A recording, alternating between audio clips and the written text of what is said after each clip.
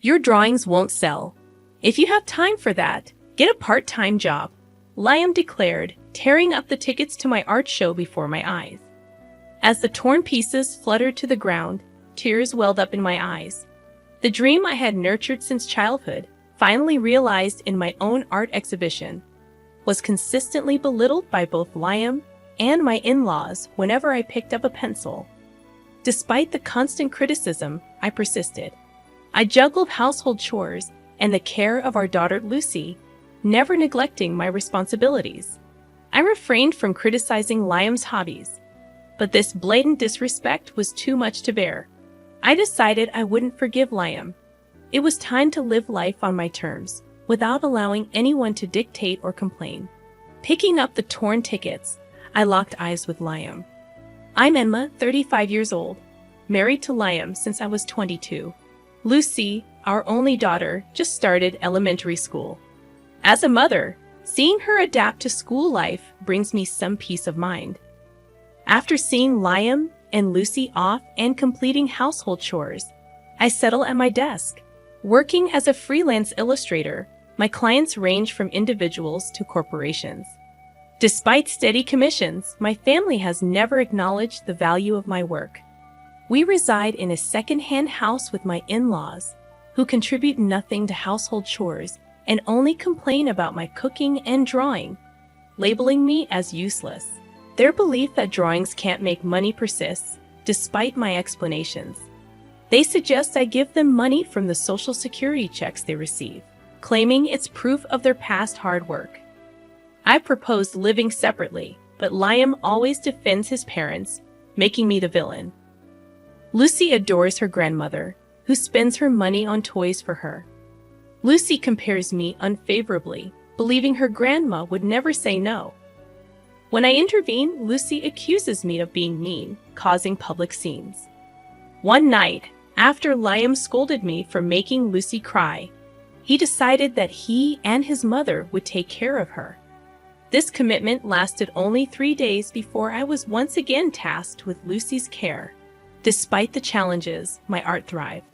Receiving an email invitation for a solo exhibition, I embraced the recognition from clients who appreciated my work. Working tirelessly into the night, I created new pieces for the upcoming exhibition. Despite my family's indifference, the thought of showcasing my art to a wider audience fueled my determination. Facing a dilemma about inviting Liam to the exhibition, I approached him during a baseball game he was engrossed in. His response dashed my hopes as he revealed plans to hang out with friends on the day of my exhibition. "Oh, can't you spare a little time?" I pleaded. "My artwork's been recognized, and I have a solo exhibition coming up. I was hoping you'd come see it." Liam remained fixated on the TV, silent. Desperation edged my voice as I repeated, "It's my first solo show. Some of my regulars even helped plan it. And I've got some new pieces on display." "What the hell are you talking about?" Liam finally looked at me, disdain in his eyes. "Don't drag me into your little hobby. It's not a hobby. Some of the displayed artwork might even sell. Who the hell's gonna buy your drawings? If you've got time for that, why don't you just get a part-time job?" Liam shouted, snatching the ticket from my hand. He tore it up, and the torn pieces scattered at our feet. Staring at the fragments in shock, tears welled up. Picking up the pieces, it became clear Liam would never understand my profession. I never belittled his hobbies, yet he never allowed me the same freedom. "I've had enough," I glared at him. "I can't take it anymore," I declared, venting my feelings. The words solidified my resolve. I'm gonna break up with Liam. To be honest, the thought of divorce had always been on my mind. I've already got a contact number for a lawyer who assists in the divorce process. But every time I considered it, Lucy crossed my mind. Our child needs both parents. Moreover, if I left, Lucy would have to transfer schools. That's what I'd endured all this time. But that ends today. Ignoring Liam's calls, I returned to my room. Packing my things, I confirmed the lawyer's business card was there. Heading to Lucy's room, I found her doing her homework at her desk. "Mom, I'm sorry," Lucy said. Looking at her face, guilt washed over me. I hugged her, and Lucy looked puzzled. Lucy, I've decided to leave this house. What? The innocence vanished from Lucy's face. Although guilty, I continued. What do you want to do, Lucy? Stay here with Dad or come with me? Expecting her to choose her grandma, Lucy surprised me. I want to be with you, Mom. Lucy, I love the paintings you make, I said, and Lucy laughed. She smiled shyly and pointed at her desk. Just trying to be like you. I want to be a good artist too. No, you're already good. You'll surpass me soon. Tears filled my eyes. Lucy was drawing a young girl standing in a flower field, a theme I often drew.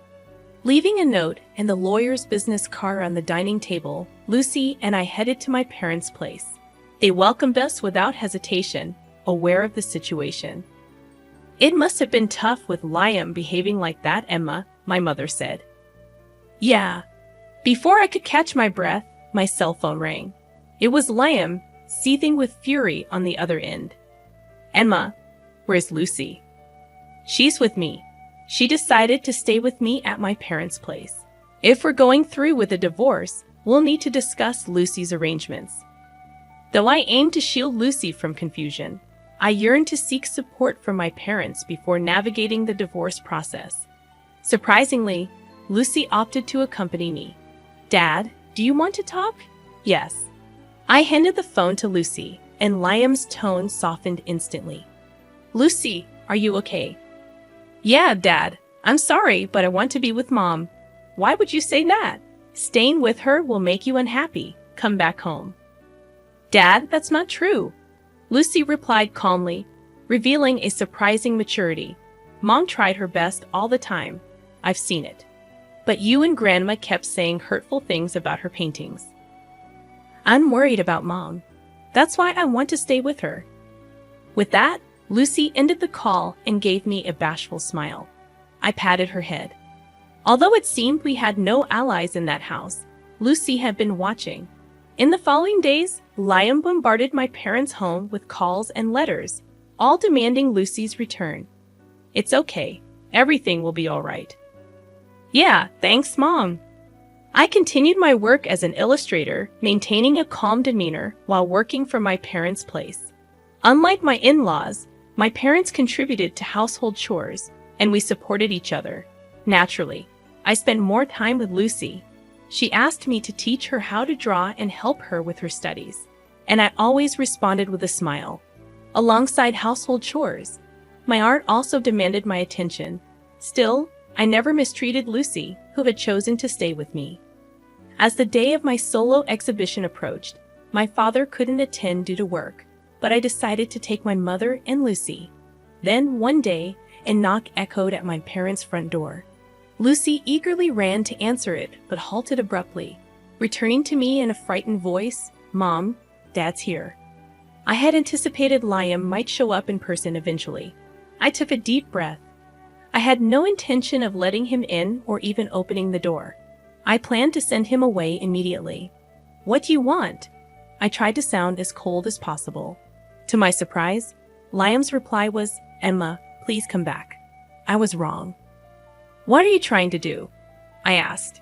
His sincerity seemed genuine. In a weak voice, Liam continued, My parents aren't doing anything. They're just eating fast food, and the laundry's been piling up since the day you left. It seemed my expectations were coming true. With Liam out for work most of the time, this situation must be challenging for him. Wearing wrinkled clothes repeatedly and unable to maintain a tidy appearance, finding new jobs was likely difficult. The house was descending into chaos. Please help me out. I wasn't doing anything in that house either, right? I let out a sigh. Your mother said I was a wife who didn't even do housework. You agreed so too. I was wrong. My mom claimed she was doing all the housework, and I believed her. I was fooled. He spoke as if he were a victim, despite joining my mother-in-law in bad-mouthing me. Don't you have any intention to do housework yourself? I've never even held a knife, and I don't know how to use the washing machine. That doesn't mean you can rely on me. Essentially, he wanted me to return and handle the piled-up chores. What a joke. I'm never going back to that house. The day I left, I let go of all my feelings for Liam. There's no way I'm going to feel sorry for him now. I'm not your maid. Isn't it a wife's duty to do housework? Liam's tone became harsh. Beyond exasperation, I calmly responded, I don't want to be your wife anymore. Every morning, I rose early to prepare your lunch, yet never received a word of gratitude from you. There were days when the disappointment cut deeper upon seeing the untouched lunch. I diligently hung the laundry and ironed them to perfection, striving for a wrinkle-free result. Do you understand? I've been carrying out these chores 365 days a year, without a single thank you. So what's your point? Isn't that what wives are supposed to do? If there had been gratitude, we could have been a normal couple. I feel more strongly now that we'll never truly understand each other. Liam didn't get it, and he didn't want to. He was just temporarily down on his luck. Deep down, he hasn't changed. I'm going to live on my own strength. You should try hard on your own too. Hey, Emma. Liam continued, but I ignored him and returned to the living room. Despite Liam banging on the door, he eventually seemed to give up and left. My exhibition turned out to be reasonably successful. Walking around the venue hand in hand with Lucy, my mother beside us, she pointed to a visitor and remarked, Isn't that Liam? Ha! I was taken aback. Facing Liam directly would be awkward, and it might bother Lucy. With these thoughts, I observed the visitor's face. He wore his hat low, but it was unmistakably Liam. Mom, watch Lucy for me. All right. I left Lucy with my mother and approached Liam, speaking quietly to avoid disturbing others. What are you doing here? Have you really made painting your job? His tone lacked spirit, and his clothes appeared wrinkled and unkempt. Liam's eyes briefly met mine. But you're not selling any, right? Look over there. I pointed to a certain corner of the venue. The painting on the wall is a new piece. Below it, it shows sold. That painting's already been snagged by a private collector, and it has a price tag.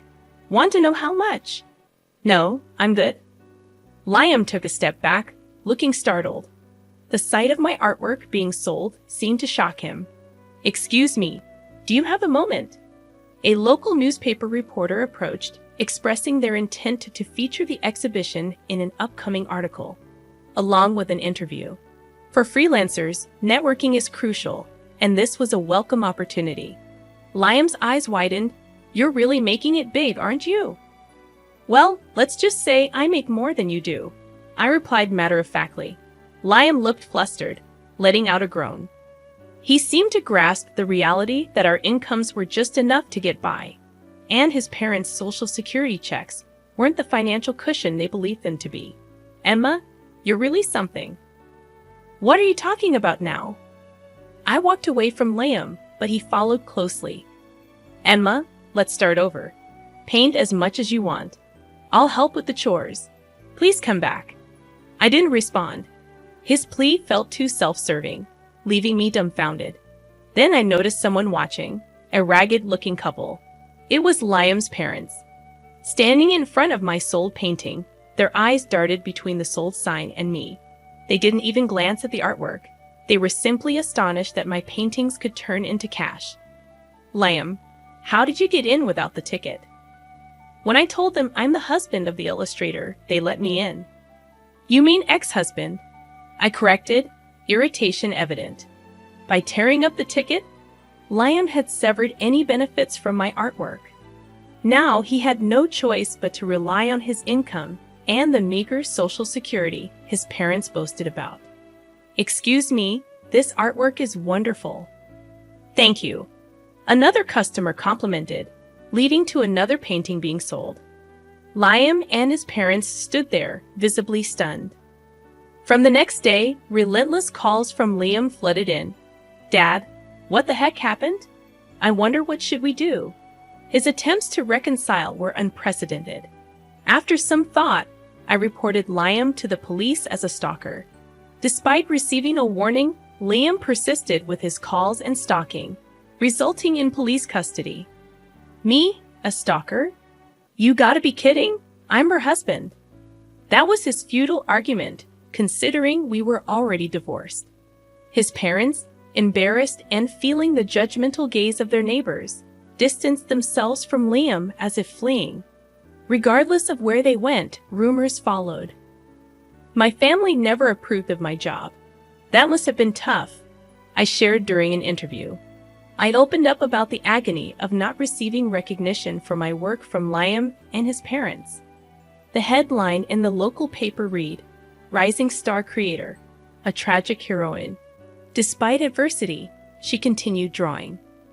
Looking at the article, it felt as though it was about someone else. Being labeled a tragic heroine wasn't as glamorous as it sounded. It was indeed challenging.